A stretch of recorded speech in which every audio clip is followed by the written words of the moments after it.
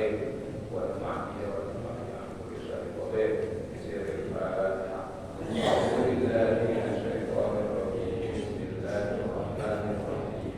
الحمد لله رب العالمين الرحمن الرحيم مالك يوم الدين. إياك نعبد وإياك نستعين اهدنا الصراط المستقيم صراط الذين أنعمت عليهم غير المغضوب عليهم ولا الضالين. آمين.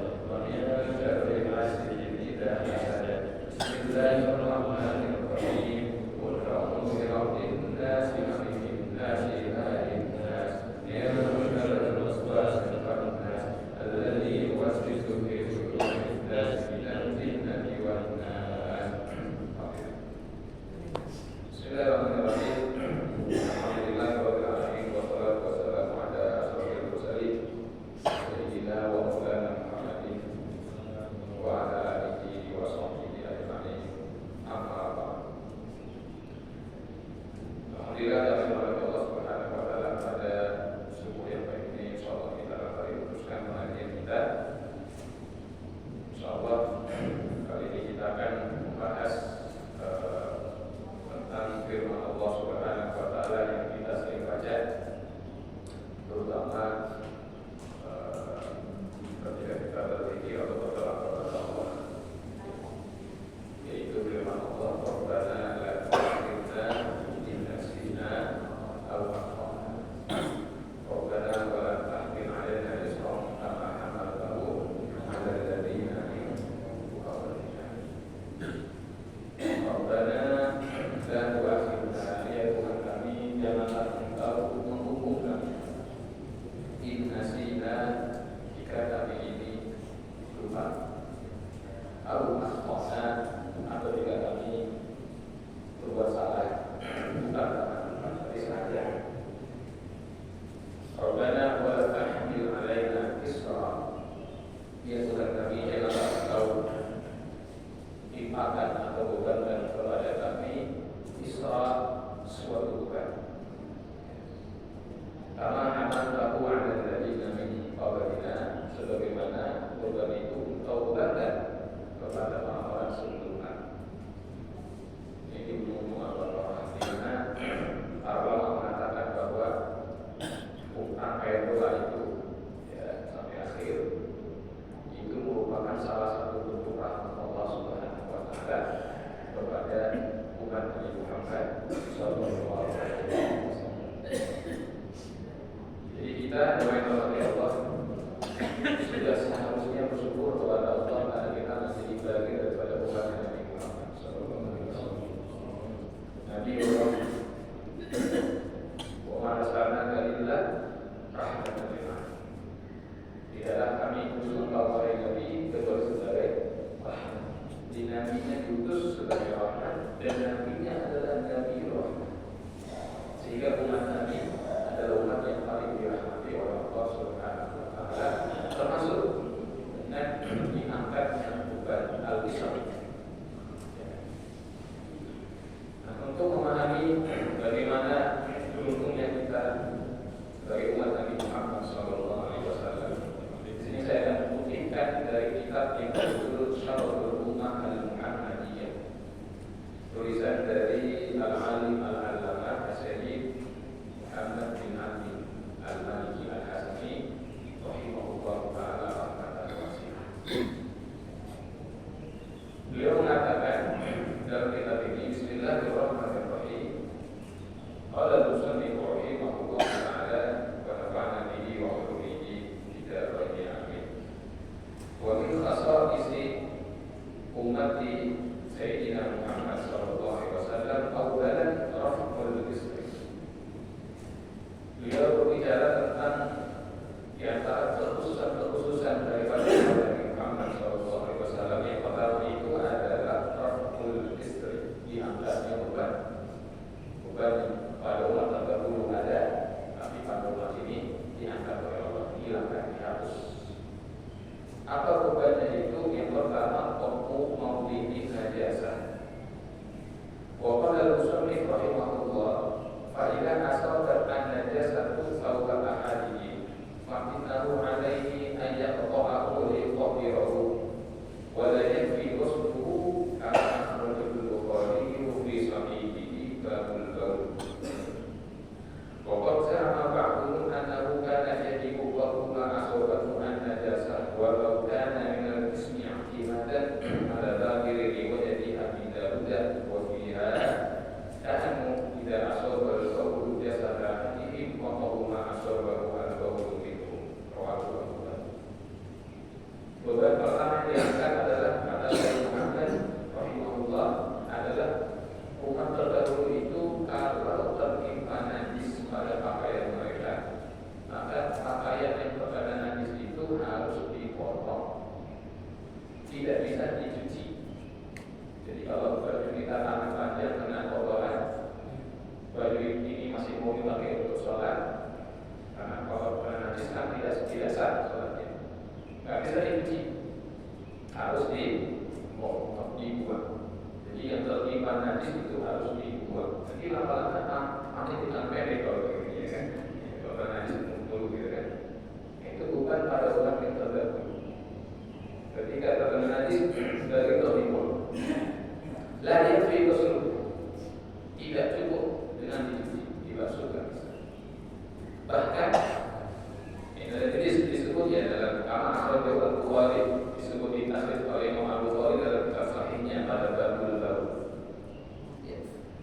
bahkan ada sebagian lagi ulama mengatakan karena berpatokan kepada sahih hadis daripada riwayat Imam Abu Dawud, bahkan jika kencing seseorang terkena anggota badannya itu pun harus dipotong. Ya, alhamdulillah. Ini poin repot ini, ya kan?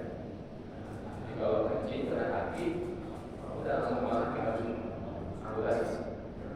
Itu bukan para ulama yang terdahulu kalau kasar.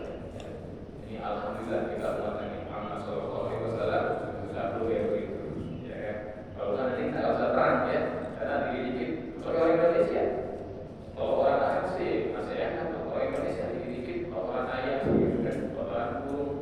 Kalau kaki kena kotoran burung, ya berat. Jadi bersyukur kita jadi umat Nabi, karena dengan menjadi bagian dari umat beliau, ini yang kayak gini boleh diangkat ke Allah Subhanahu wa Ta'ala. Ini yang pertama. Wasani adamu mu'akalatil hadidi. Wadhalika anna al-yahuda kanu idha hadatil mar'atu fihim lam yu'akiluha wa lam yukharibuha wa lam yusabibuha fi baitin wahid bal yasubuha fil baiti munfarida. Yang kedua, umat terdahulu itu punya beban lagi. Apa itu? Tidak boleh makan bersama perempuan yang haid. Itu syariat umat terdahulu. Sehingga orang-orang Yahudi itu apabila istri mereka haid atau putri-putri mereka dalam keadaan haid, maka dikeluarkan dari rumah utama. Ya, tidak boleh makan bareng mereka, tidak boleh duduk bareng mereka, tidak boleh bergaul dengan mereka. Jadi dibuatkan satu bubuk begitu kira-kira di samping atau di belakang rumah, itu yang haid perempuan suruh tinggal situ. Nanti makan dikirim, minum dikirim. Mau putrinya, mau anaknya, pokoknya kalau dia haid karena itu sudah najis, dia sedang membawa najis, maka tidak boleh berada di kediaman utama. Alhamdulillah umat Nabi Muhammad SAW tidak seperti itu. Ya, kita diizinkan selaku suami untuk bermuasyarah bersama istri kita itu satu aja, itu iman. Lain dari itu makan bareng, nonton film bareng, belajar bareng, apa? Berpikir, berbuat hari tidak boleh sholat, tidak boleh baca Quran, tidak boleh nyentuh Quran, tapi boleh berzikir. Dulu suami istri, kami nyebut tidak ada soal. Apalagi hanya saudara makan dan ini bersyukur kita. Kaum muslimat harus bersyukur karena dia terlahir sebagai umat Nabi Muhammad SAW. Kalau tidak, yang salahkan kita para suami. Bukan kita kasihan gitu kan. Yang sampai kita bagi syariat kita seorang dulu gitu kan. Iya, kalau hari itu cuma 2 hari 3 hari. Kalau harinya 15 hari, setengah bulan istri kita dikubur sendirian. Iya, kalau cuma hari, kalau istri hamil, waduh, ya, apa mau setiap kali program kita buat ini? Berat, ya, jadi umat terduduk berat ternyata. Wasal itu dan yang ketiga kata Sayyid Muhammad rahimahullah, bukan yang dulu ada kalau terdapat ta'yinul qisas bil 'amdi wal khata'. Ditetapkannya hukum qisas bagi orang yang berbuat kesalahan, baik dengan sengaja ataupun dengan khata' atau kesalahan. Ya, tidak sengaja. Ya, qisas ini kaitannya misalnya pada masalah kematian. An-nafsu bin nafsi. Hutang nyawa dibayar nyawa itu qisas itu.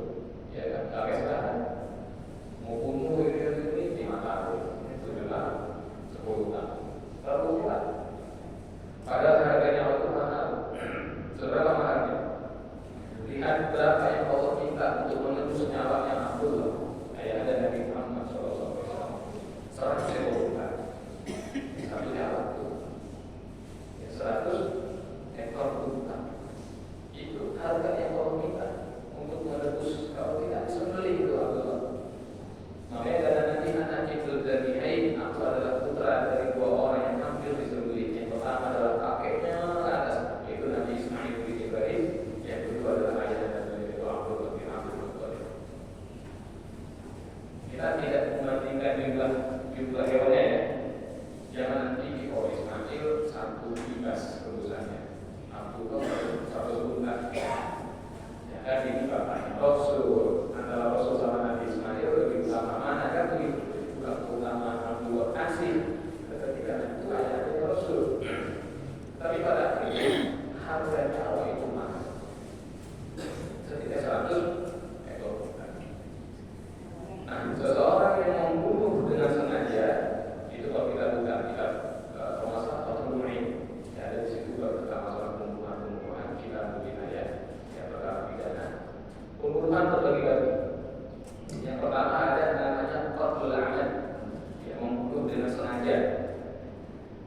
kedua ada namanya qatlu syibil ada, membunuh yang seperti sengaja. Yang ketiga ada yang namanya qatlul khata, membunuh karena salah. Ini ada tiga. Nanti konsekuensi hukumnya pun berlain-lain. Pembunuhan dengan sengaja adalah seseorang sengaja membunuh orang lain, ya, dengan kesengajaan. Ya. Nah, ini diancam dengan qisas. Pembunuhan seperti sengaja adalah seseorang sengaja menggerakkan tangannya, sengaja menyerang orang lain, tetapi secara logika mestinya orang tidak mati, misalnya. Ya, dia sengaja pukul, tapi secara logika orang mau dipukul langsung mati. Ternyata sebelum dipukul mati. Seperti kasus Nabi Musa alaihissalam, sengaja menggerakkan tangan, tapi dia tidak mati. Atau seorang berantem gitu kan, apa sengaja dia nampak, aku sengaja nampak, sengaja pak, sengaja kamu nyerang dia, sengaja pak. Nah itu, tetapi logikanya harusnya tidak mati, ternyata mati. Nah itu pembunuhan syibul, membunuh tapi seperti sengaja. Dan yang ketiga, membunuh karena salah.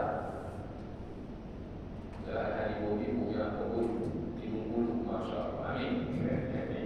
Kemudian hukum coklat, jagung, kopi, gitu kan, atau enak-enak. Sebenarnya kalau lagi nyawa di sana, aku laporan, Pak Haji, ini kita lagi ada ujian nih, apa nih? Ini kita diserang sama maaf, babi hutan misalnya. Waduh, yaudah ya, malam kita berburu babi hutan, masing-masing bawa senapan.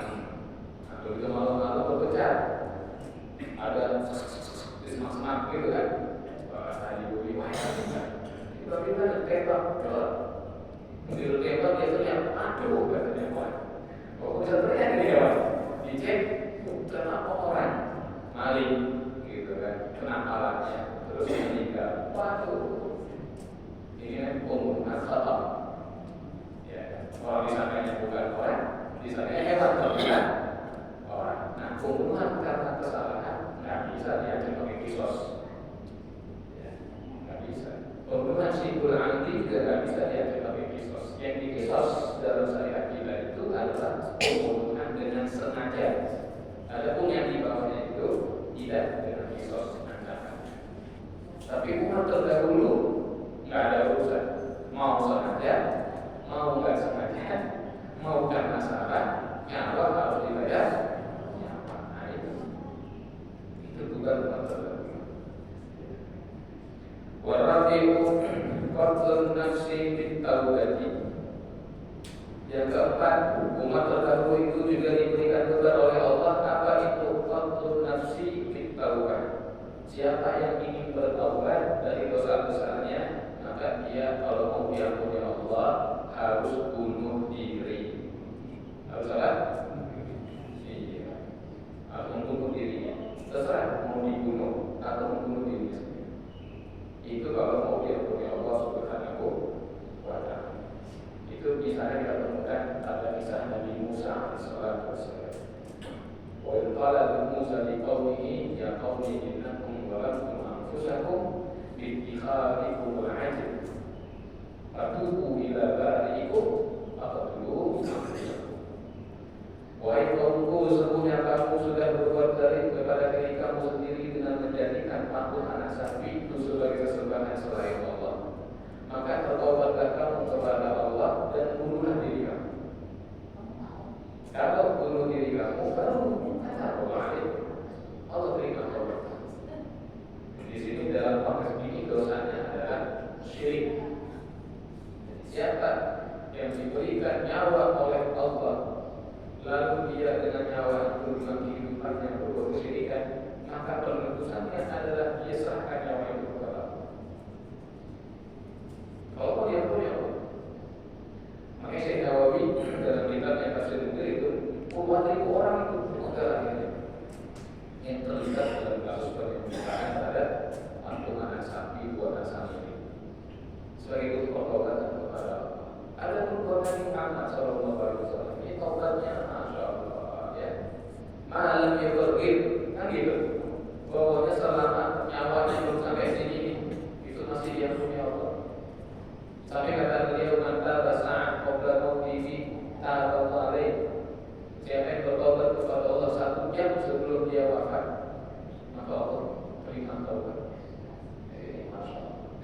syirik. Orang yang berbuat kesyirikan tetap diampuni Allah jika dia bertobat kepada Allah. Kan syirik ada berbeda. Orang yang mati belum bertobat dari kesyirikannya, itu yang tidak diampuni Allah tuh, ya kan? Inna Allah la yaghfiru an yushraka bihi, gitu kan? Allah tidak akan mengampuni kalau dia disekutukan. Maksudnya adalah kalau orang berbuat kesyirikan terus dia mati, dia nggak taubat, lagi kesulitan mati, gitu kan? Lagi main sihir mati, lagi menyembah pohon mati, nggak sempat taubat, atau dia tidak mau bertobat. Tapi kalau orang yang dulunya masih dari liatnya, bukan pernah berbuat kesyirikan, terus sekarang dia bertobat, perbaiki dirinya, itu ya ampun ya Allah. Tapi umat terdahulu ampunan ya ampunan, tapi tetap ada tebusan, yaitu serahkannya hanya kepada Allah Subhanahu wa Ta'ala. Wal khamisu iftidhalu ashabil ma'asi minhum. Yang kelima kata Sayyid Muhammad rahimahullah, di antara tujuan yang Allah timpakan pada umat terdahulu adalah apa? Ditampakkannya para pelaku maksiat. Ditampakkan. Di kita ini, alhamdulillah, ya ditutupi oleh Allah. Allah letakkan satu sitar, ya satu hijab, sehingga dosa kita, aib kita itu enggak terlihat oleh kawan-kawan kita. Seandainya satu dosa membuatkan satu noda di bagian puasa dengan mata panci dan dosanya banyak soalnya Pak. Banyak banget dosa saya. Tapi Allah Maha Baik, ditutupi dosa kita, dihadirkan kita ke majlis, didudukkan bersama orang-orang soleh, sehingga orang tak tahu yang kita orang soleh, orang baik. Padahal tapi umat terdahulu itu ditampakkan, yang ahli maksiat ditampakkan. Dikatakan oleh Sayyid Muhammad dalam kitab ini, faqad kana banu Israil idza anaba ahaduhum dzanban aw fa'ala ma'siyatan fa innahu idza asbaha yadi maktuban 'ala babi darihi fulan fa'ala kadza wa kadza wa kaffaru kadza wa kadza. Kata beliau, adalah buku Bani Israil itu kalau ada orang yang berbuat dosa di antara mereka atau mengerjakan suatu maksiat, maka begitu pagi hari ada tulisan di pintu rumah mereka, ada tulisannya, fulan si pemilik rumah ini sudah bermaksiat dengan dosa A, B, C, D, dirinci itu dosanya, dan kafaratnya harus begini, itu tertulis. Malu kan? Gagal di calon legislatif kayak gitu, ya kan? Soalnya tulis semua dosanya kan, mampu begini kan? Iya kalau dosanya sedikit, jawabannya ibunya kalau kecil, penuh itu, nggak bisa dihapus itu, nggak bisa. Jadi kafaratnya kerjakan dulu, setelah dikerjakan kafaratnya, dia bertobat, baru dihapus gitu kan, terhapus sendiri. Kalau enggak, tetap aja sih. Betul-betul naudzubillah. Makanya bagi umat kita, bagi umat Nabi Muhammad SAW, salah satu kelompok pelaku dosa yang paling dibenci oleh Allah, ya, adalah al-mujahir, ya, mujahir, apa mujahir, bukan mujahir, ya, mujahir. Yang paling Allah itu mujahir. Dari kata jahar itu kan jelas atau terang. Siapa itu mujahir? Mujahir adalah orang yang berbuat dosa yang diam, ditutupi sama Allah. Dia buka ke orang lain, dia buka sendiri. Itu mujahir. Malam-malam dia mabuk di sana. Ya, terus kalian tahu, besoknya jadi kata kawannya, besok malam gua minum katanya. Nah, jadi kesalahan orang. Allah sudah tutupi dosa dia, tapi dia buka. Sekarang yang itu ada enggak? Ada enggak? Ada tak perempuan yang ketika dia muncul di podcast mengatakan, aku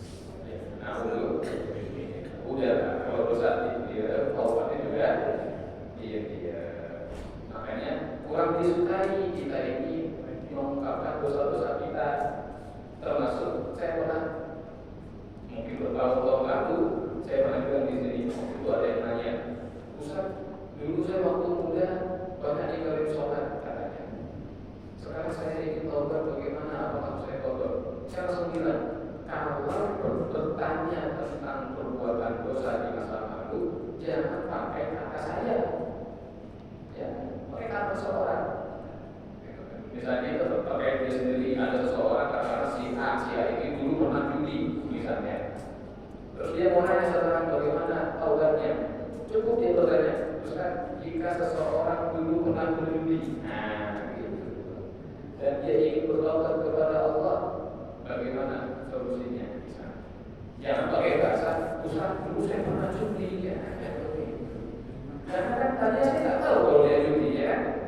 Karena dia ngomong jadi tahu, oh ini bapakku penjudi kan, ya. Nah, itu mujahid ya. Jadi kalau yang dosa-dosa yang pernah kita kerjakan, kalau kita mau bertanya, pakai bahasa seorang, jika seseorang gitu. Tapi jangan satu nada ini. Nanti ada yang besar jika seorang, wah dia nih. Belum tentu dia, mungkin betul orang lain gitu kan. Ini buat kita aja nih ya. Jangan ada yang salah kan ya. Baik. Jadi jangan membuka-buka dosa yang sudah Allah tutup. Ini 5 dulu ya. Di antara beban yang Allah angkat, masih ada banyak ini. Ada 13 beban. Insyaallah yang akan datang. Kalau yang ditanyakan dulu, yang materi kita baik. Saya persilakan. Ya, Assalamualaikum warahmatullahi wabarakatuh. Mengenai bersuci ini ya, untuk najis berat ya. Itu kan sekarang udah ada sabun tanah ya. Itu bisa nggak untuk bersuci? Ya? Itu aja. Assalamualaikum warahmatullahi wabarakatuh. Waalaikumsalam warahmatullahi wabarakatuh. Saya terus terang belum tahu sabun tanah. Memang ada sabun tanahnya. Saya tidak ikutin. Jadi apakah kalau sekarang ada sabun tanah lalu bisa kita gunakan untuk bersuci dari hadas besar? Dari najis besar. Ya. Saya terus terang nggak tahu. Ya kan? Ya kalau nggak tahu kita juga nggak tahu. Daripada so tahu gitu kan. Saya nggak tahu tentang sabun tanah. Yang saya tahu begini, kalau kita terkena najis yang berat, najis mogok ya maaf dari anjing dan babi misalnya, maka Nabi memerintahkan secara fikih agar dibasuh dengan 7 basuhan, yang mana salah satunya menggunakan campuran tanah dengan air. Jadi 7 basuhan. Prakteknya misalnya adalah pertama kita buka keran, terus tangan kita basahi dulu ke air. Habis itu kemudian basuhnya itu basuh pertama, dilanjut lagi. Nah yang kedua kita udah siapin ember kecil atau gayung, campurin tanah terus itu, terus tuangin air sedikit, aduk sampai dia kayak adonan gitu kan. Lalu kita ambil tadi, kayak gini. Ini kedua.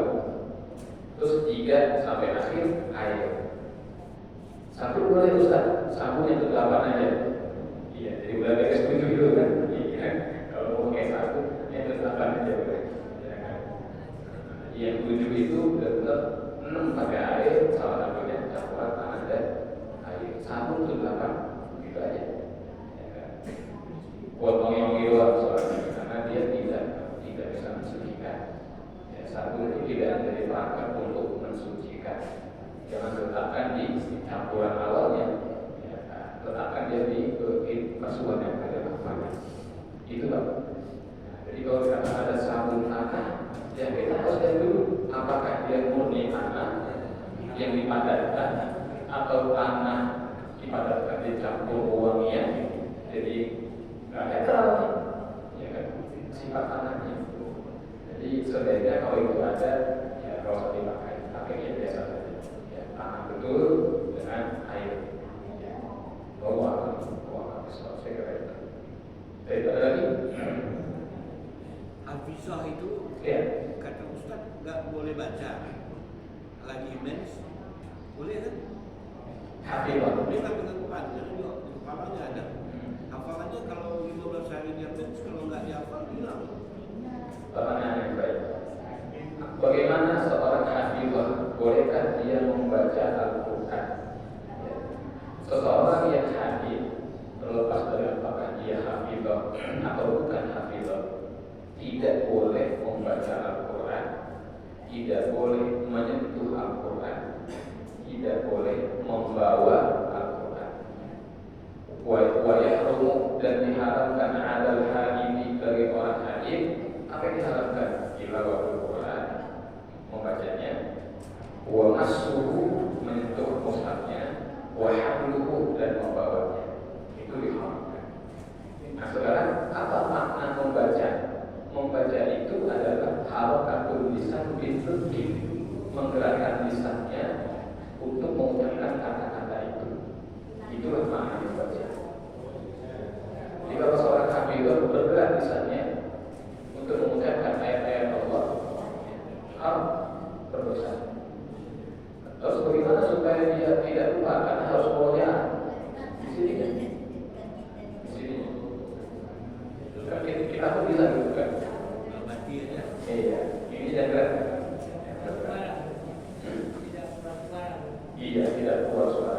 Jangan gerakin suaranya, lidahnya jangan keluarkan suara. Membaca pun bisa makan bismillahirrahmanirrahim, nggak boleh juga dia.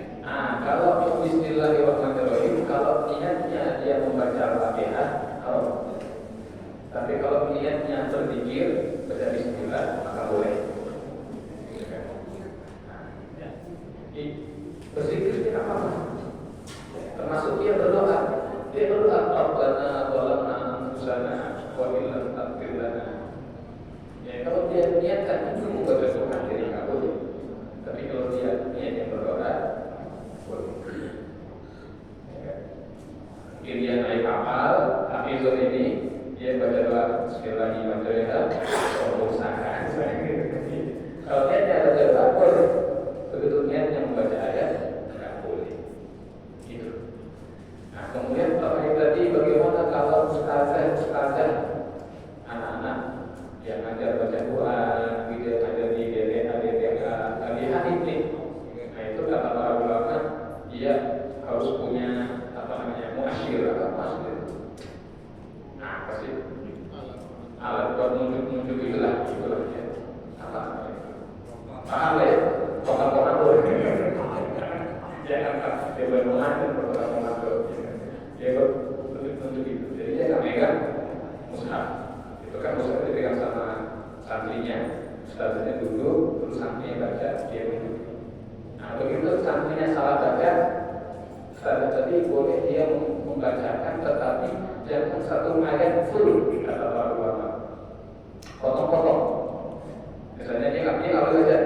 Nggak boleh baca Inna anzalnahu fi lailatul qadr, itu kan full, nggak boleh. Jadi kalau dia mau membimbing atau mau menunjukkan, potong-potong. Ini anzalna gitu.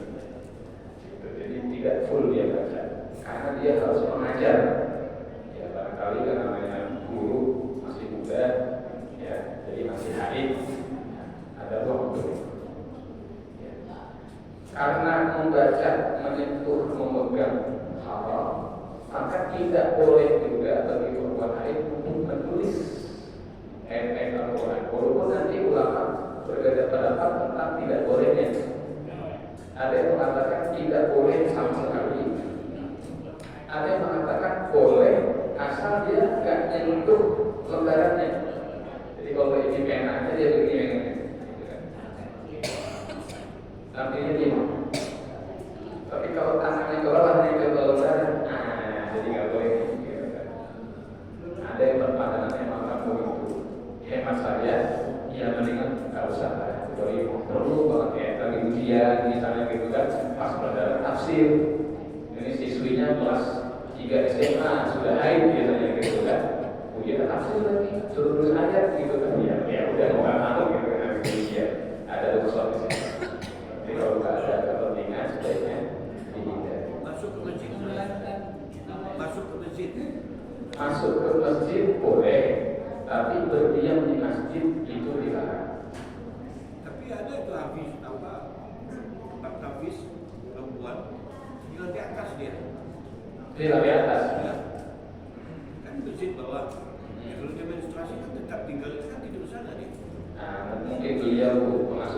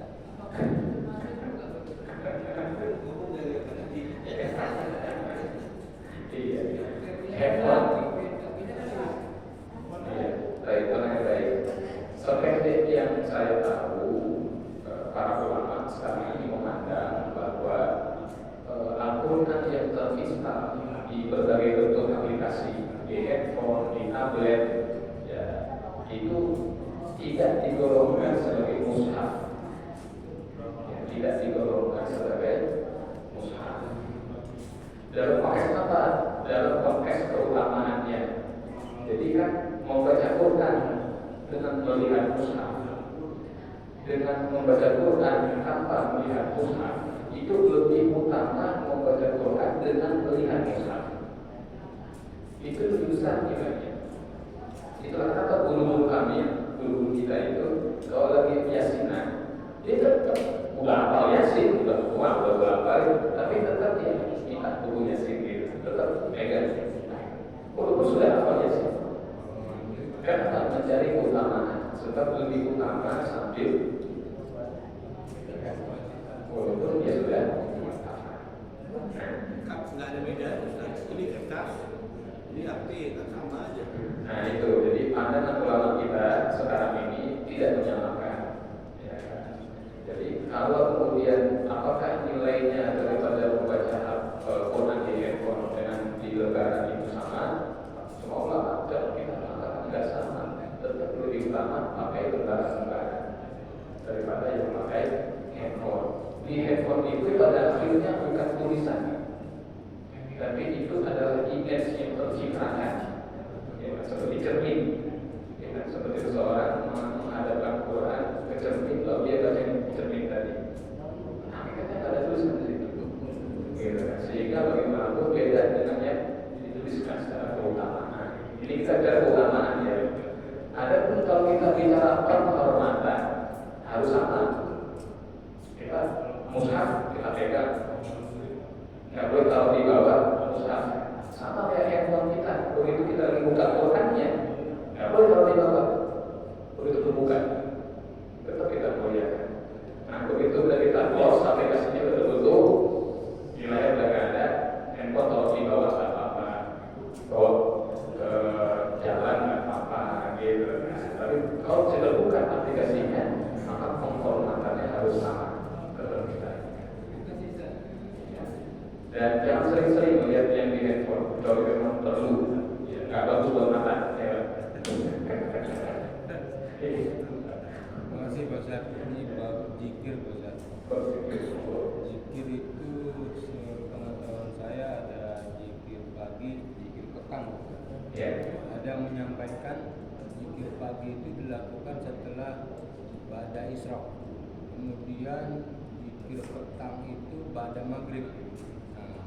Saya sepengetahuan sebelumnya ini ada baru menyampaikan, sepengetahuan saya sebelumnya adalah ba'da subuh atau ba'da asar. Ini gimana Pak perbedaannya? Waalaikumsalam warahmatullahi wabarakatuh. Saya nggak tahu, ya kan saya nggak tahu. Yang saya tahu, akhir petang itu adalah ba'da subuh dan ba'da asar. Jadi kalau nanti disampaikannya sebelum ya harus nunggu isyraq dulu, kemudian harus nunggu maghrib dulu. Tapi beliau yang menyampaikan punya riwayat, apa silakan saja. Ya kan? Kita tidak dalam kondisi membatalkan yang satu, mensahkan yang lain, tidak. Yang penting dia masih mau zikir kalau ada mau dilapan juga, ada Tuhan juga, ya ngajar gitu kan. Cuma yang terbiasa kita jalani itu ya pada subuh. Sampai menjelang subuh kan, karena kan keutamaan sholat subuh gitu kan ya, kita sholat subuh lalu kita zikir gitu kan, sampai subuh sholat baru pulang lagi. Jadi pada subuh dan pada asar.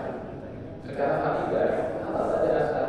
Karena perhitungannya kata Nabi dari malam sampai subuh, dan malam itu kita itu terbenam matahari. Jadi kita berlindung kepada Allah dari kejahatan malam sebelum malam datang. Karena kita tutup pagar sebelum hari masuk.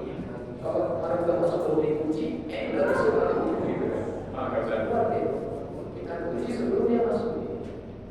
Jadi riwayat yang atau pendapat yang kami tahu yang kita amalkan yang begitu tadi, tidak ada yang mengatakan seperti yang tadi Bapak sampaikan, biarkan saja.